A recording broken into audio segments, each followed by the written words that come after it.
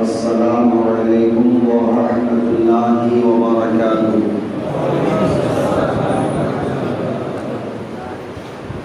الحمد للہ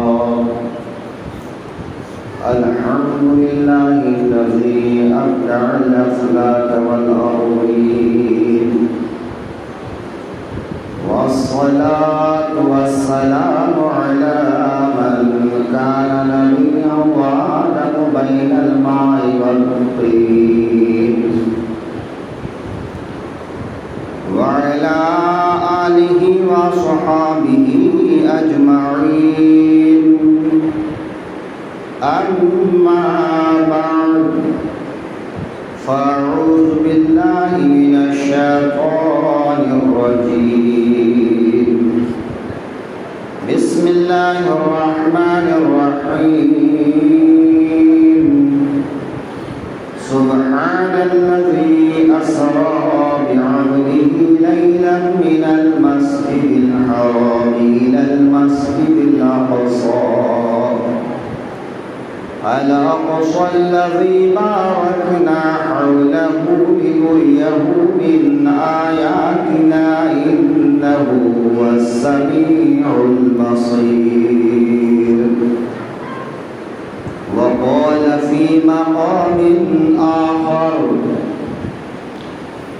والنجم إذا هوى ما ضل صاحبكم وما غوى وما ينطق عن الهوى إن هو إلا وحي يوحى علمه شديد القوى ذو مرة فاستوى وهو بالأفق الأعلى ثم دنا فتدلى فكان قاب قوسين أو أدنى فأوحى إلى عبده ما أوحى ما كذب الفؤاد ما رأى أفتمارونه على ما يرى ولقد رآه نزلة أخرى عند سدرة المنتهى عندها جنة المأوى إذ يغشى السدرة ما يغشى ما زاغ البصر وما طغى لقد رأى من آيات ربه الكبرى. صدق الله المولانا العظيم وصدق رسوله النبي الأمين المتين الكريم ونحن على ذلك لمن الشاهدين والشاكرين والحمد لله رب العالمين. سب سے پہلے آقائے دو عالم نور مجسم شفیع معظم نبی مکرم حضرت محمد مصطفیٰ صلی اللہ علیہ وآلہ وسلم کی بارگاہ میں انتہائی عقیدت و محبت کے ساتھ درود پاک کا نذرانہ پیش کریں. اللہم صلی علی سیدنا و مولانا محمد بارک وسلم صلاۃ دائماً علیک یا رسول اللہ صلی اللہ تعالی علیہ وآلہ وسلم. وہ سرور کشور رسالت جو عرش پر جل وگر ہوئے تھے، نئے نرالے طرب کے ساماں عرب کے مہماں کے لیے تھے. وہاں فلک پر یہاں زمین میں رچی تھی شادی مچی تھی دھومیں. وہاں فلک پر یہاں زمین میں رچی تھی شادی مچی تھی دھومیں. ادھر سے انوار ہنستے آتے ادھر سے نفحات اٹھ رہے تھے. عزیزان محترم، قرآن مقدس کی جس آیت کریمہ کو تلاوت کر کے گفتگو کا عنوان قرار دیا ہے، اللہ رب العزت اس آیت کریمہ میں اپنے حبیب مکرم صلی اللہ علیہ وسلم کے ایک سیر، ایک سفر اور ایک عظیم الشان معجزے کا ذکر فرما رہا ہے۔ اللہ رب العزت ارشاد فرما رہا ہے، پاک ہے وہ ذات جس نے رات کے مختصر لمحے میں اپنے خاص بندے محبوب دو عالم صلی اللہ علیہ وآلہ وسلم کو مسجد حرام سے لے کر مسجد اقصیٰ تک کی سیر کرایا۔ وہ مسجد اقصیٰ جس کے ارد گرد اللہ نے بے شمار نشانیاں رکھا ہے تاکہ انہیں نشانیوں کو دکھائے، اور بے شک وہ دیکھنے والا اور سننے والا ہے۔ یہ سورہ بنی اسرائیل کی ابتدا کی ایک آیت ہے۔ میں نے سورہ نجم کی کچھ آیتیں بھی آپ کے سامنے تلاوت کی ہیں، جن آیتوں کی تفسیر کے سلسلے میں ذرا اختلاف تو ہے، لیکن جمہور مفسرین، جمہور فقہا، جمہور محدثین، جمہور صحابہ کرام کا اس سلسلے میں یہ قول ہے کہ سورہ نجم کی ابتدائی آیتوں میں جو گفتگو ہے وہ بھی اللہ نے اپنے حبیب کی شان میں ارشاد فرمایا ہے۔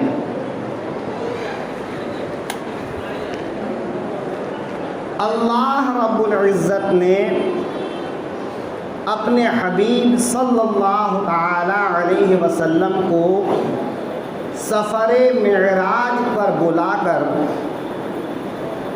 اپنے قرب خاص میں بلا کر، اپنے دیدار سے مشرف فرما کر، اپنے محبوب کی جو دلجوئی فرمایا ہے وہ بے مثال اور بے نظیر ہے۔ اس کا پس منظر کیا ہے؟ آقا کریم صلی اللہ تعالی علیہ وسلم تبلیغ اسلام فرماتے، ان میں بہت سے قبول کرتے، بہت سے نہیں قبول کرتے۔ تبلیغ دین میں بہت سی مصیبتیں، بہت سی پریشانیاں سامنے آئیں، جیسا کہ سیرت کے بیانوں میں آپ سنتے آتے ہیں کہ مکہ شریف کے اندر بے شمار مظالم آقائے دو عالم صلی اللہ علیہ وسلم اور ان کے اصحاب کے ساتھ کیے گئے۔ مار پیٹ، برا بھلا کہنا، راستے میں روڑا ڈالنا، یہاں تک کہ پتھروں سے تکلیف پہنچانا، الغرض بے شمار تکلیفیں لوگوں نے دیں کہ مکہ شریف کے اندر حضور سرور کائنات صلی اللہ علیہ وسلم کے اوپر بہت سے مظالم ڈھائے گئے، یہاں تک کہ سن 7 نبوی سے لے کر 10 نبوی تک 3 سال تک شعب ابی طالب یعنی ایک گھاٹی ہے، اس گھاٹی کے اندر حضور صلی اللہ علیہ وسلم، آپ کے قرابت دار اور آپ کے ماننے والوں کو قید کر کے ان کے ساتھ بائیکاٹ کیا گیا۔ پھر اسی سن 10 نبوی میں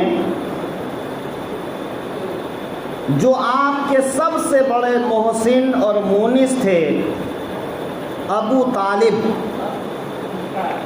آپ کے چچا، ان کا انتقال ہو گیا۔ خواتین میں سب سے زیادہ ساتھ دینے والی آپ کی زوجہ محترمہ ام المؤمنین حضرت خدیجۃ الکبریٰ رضی اللہ تعالی عنہا، ان کا بھی انتقال ہوا۔ یہ سال اتنا غم کا سال تھا کہ حضور صلی اللہ علیہ وسلم نے اس سال کا نام عام الحزن یعنی غم کا سال رکھ دیا۔ تو بے شمار مظالم تکالیف سہنے کے بعد اور حد سے زیادہ غم اٹھانے کے بعد آقا کریم صلی اللہ تعالی علیہ وسلم کا دل ایک طرح سے ٹوٹ چکا تھا، تو اللہ رب العزت نے ایسے حالات میں اپنی بارگاہ میں بلا کر محبوب کے قلب خاطر کو اطمینان اور تسلی بخشا کہ اگر آدمی بے شمار تکلیفیں برداشت کرتا ہے اور اسے کوئی خوشی کا لمحہ میسر آ جائے تو آدمی گزشتہ غموں کو بھول جاتا ہے۔ آقا کریم نے اتنے سارے مظالم برداشت کیے، غم اٹھائے، تو اللہ تعالی نے اپنی بارگاہ میں عین بیداری کی حالت میں بلایا اور اپنے کلام سے مشرف فرمایا، اپنے دیدار سے مشرف فرمایا۔ پھر وہ باتیں ہوئیں جو ہوئیں جس کا کسی تیسرے کو کوئی علم نہیں ہے۔ یہ ایک خوشی کا موقع تھا، مسرت کا موقع تھا۔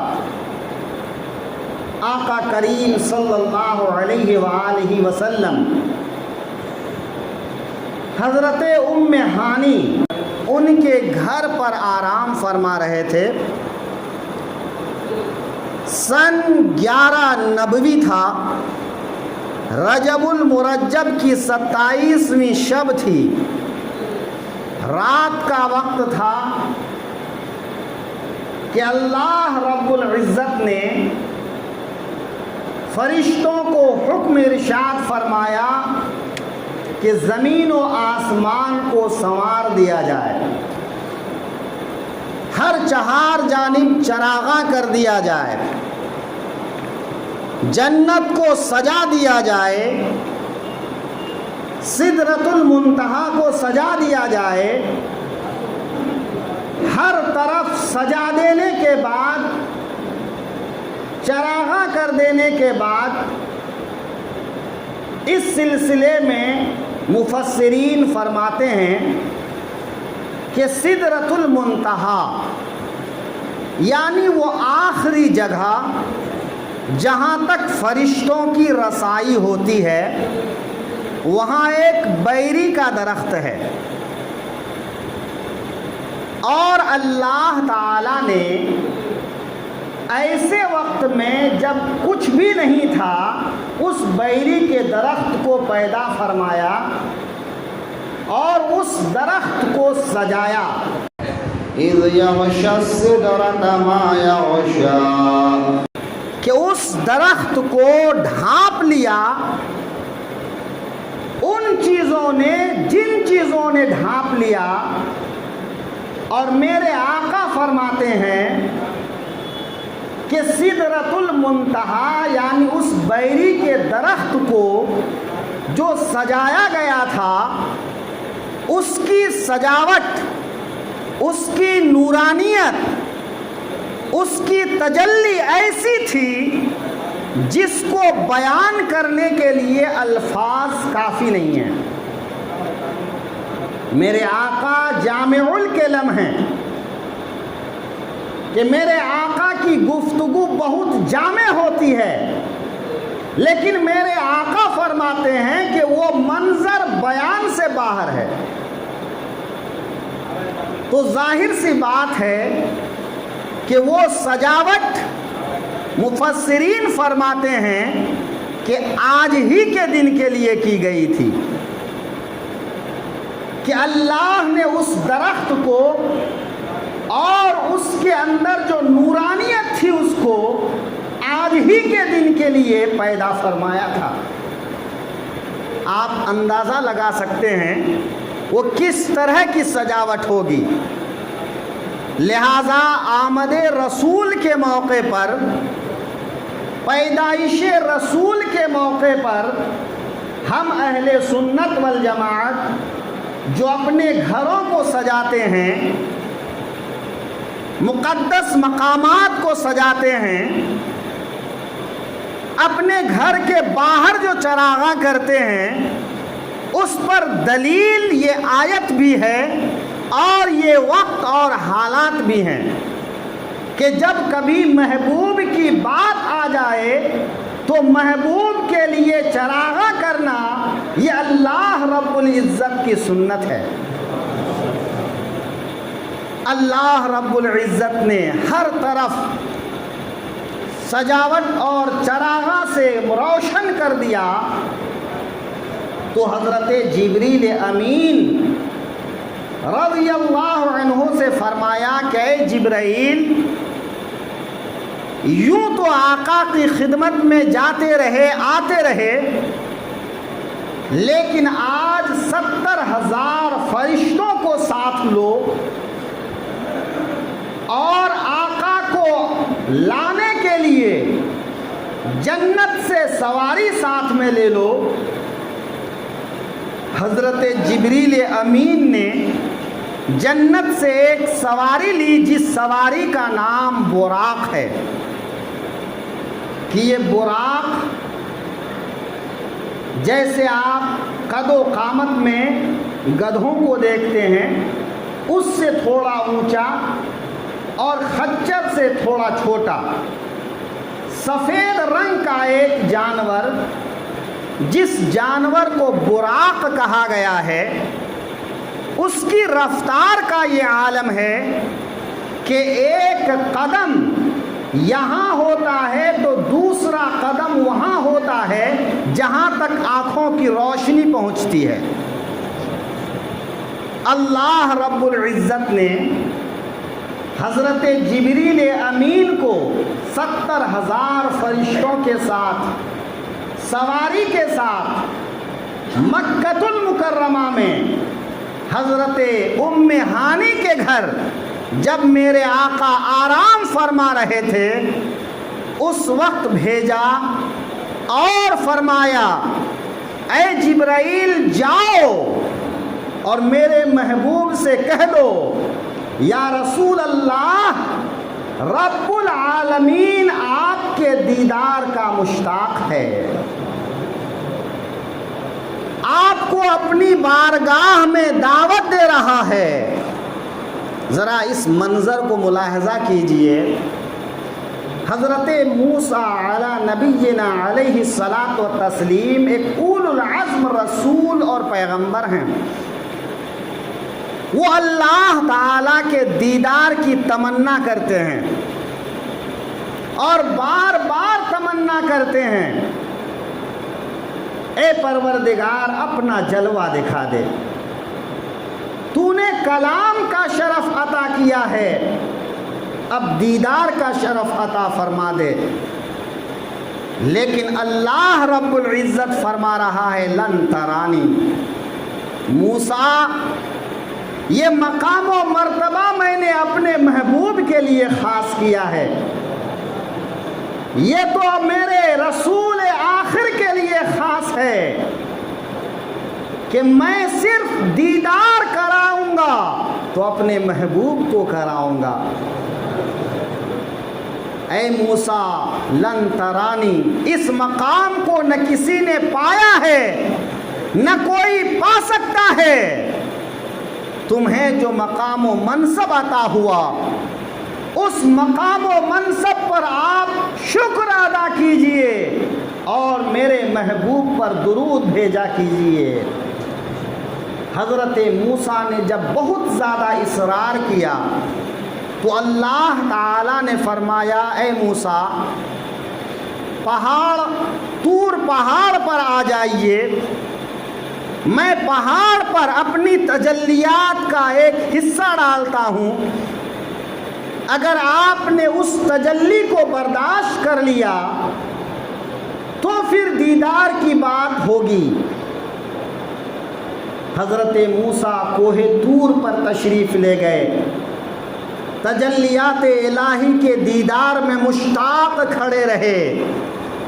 اللہ نے سوئی کے ناکے کے کروڑہ درجہ کم تجلی جب طور پہاڑ پہ ڈالا تو حضرت موسیٰ کے بارے میں قرآن ارشاد فرما رہا ہے وَخَرَّ مُوسَىٰ صَاعِقًا، کہ اس تجلی کی چمک اور اس تجلی کے جلال کا یہ عالم ہوا کہ حضرت موسیٰ زمین پر آ گرے، طور پہاڑ خاکستر ہو گیا۔ ایک تجلی کے ایک ذرے کو حضرت موسیٰ برداشت نہ کر سکے، لیکن رب تعالیٰ نے معراج کی رات میں اپنے حبیب کو بلایا، اور کہاں تک بلایا؟ فَكَانَ قَابَ قَوْسَيْنِ أَوْ أَدْنَىٰ، اس کو یوں سمجھو جیسے کمان کا دو کنارہ ایک دوسرے سے جتنا قریب ہوتا ہے اتنا قریب یا اس سے بھی زیادہ، تو کمان کے دو کناروں کے درمیان کتنی دوری ہوتی ہے؟ میرا رب ارشاد فرما رہا ہے کہ میرے محبوب کو اتنا قریب بلایا کہ کمان کے دو کناروں کے دوری کے برابر یا اس سے بھی زیادہ قریب بلایا۔ اور پھر میرا رب ارشاد فرما رہا ہے ما کذب الفؤاد ما رآ، اے لوگو میرے محبوب نے جو دیکھا ان کے دل نے اس میں کسی طرح سے شک و شبہ نہیں کیا۔ جب آپ کسی چیز کو دیکھتے ہیں تو وہ چیز اگر بہت زیادہ روشن ہو تو آپ کی آنکھیں چندھیانے لگتی ہیں۔ ٹھیک دوپہر میں سورج کی طرف نظر ڈالیے تو آپ کی آنکھیں خیرہ ہو جاتی ہیں، کام نہیں کرتی، آپ کو سمجھ نہیں آتا کہ آپ نے کیا دیکھا اور کیا نہیں دیکھا۔ لیکن میرا رب ارشاد فرما رہا ہے اے لوگو میں نے اپنے محبوب کو اپنی بارگاہ میں بلا کر جب اپنا دیدار کرایا تو محبوب نے دیدار کرنے کے بعد ایسا دیدار کیا کہ دل میں کسی طرح کا شک و شبہ باقی نہیں رہا کہ دیکھا تو کس کو دیکھا، دیکھا تو کیا دیکھا۔ میرا رب ارشاد فرما رہا ہے اے لوگو جب میرے محبوب نے میرا دیدار فرمایا تو ان کی آنکھیں نہ جھپکی نہ آنکھیں ادھر سے ادھر ہوئیں۔